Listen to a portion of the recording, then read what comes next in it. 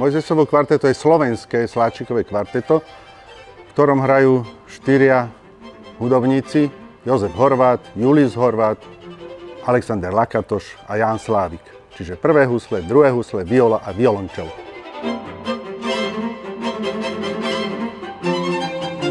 Pravdepodobne tá je dokonalosť, tá hĺbka, proste celkovo, že proste je to strašne podobné istým spôsobom aj športu.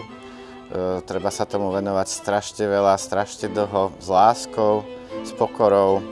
Proste je to na celý život príbeh.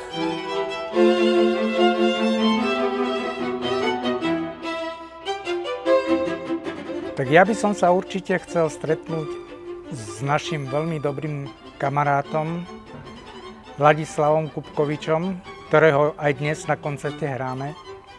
A určite by som sa ho spýtal, ako sa tam má. A ja by som si zo slovenských skladateľov tiež vybral Iliu Zelienku, lebo to bol tiež náš kamarát a bol to jediný skladateľ, s ktorým som si zatancoval. Takže možno ešte raz si zatancujeme, keď za ním pôjdem. A z tých svetových by to bol asi Antonín Dvořák, ktorý napísal prekrásny violončelový koncert, aj krásne kvarteta. A bola to taká romantická duša, zalúbená, čo som aj ja teda býval, tak s ním by som sa porozprával o láske.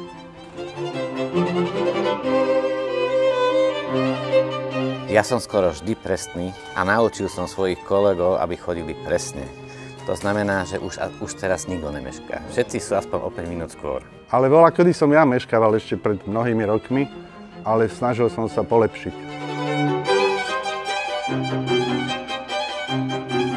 Špeciálne ponožky nemáme, ale mal som taký nápad, že či by sme si na niektorých koncertoch, aj dneska by sa to hodilo, že by každý mal iné ponožky také pestré. A že bolo by to také osvieženie, ľudia by sa pýtali, že prečo, a my by sme povedali, že preto.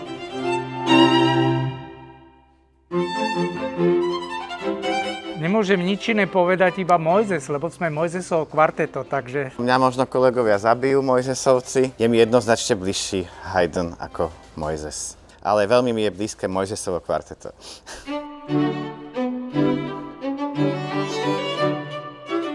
Ja by som určite chcel ísť do medicíny. Myslím si, že zo mňa by bol dobrý doktor. Tak ja mám jeden veľký koníček celý život.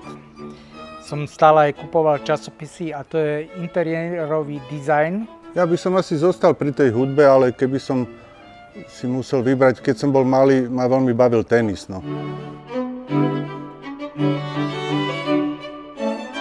Ani neviem prečo, vždy si pustím jednu skladbu a tá sa volá Morning od All Zero. Byť cieľavedomý, to je strašne dôležité. Každý deň si určiť nejaký cieľ. To je pekné a taká vytrvalosť, no.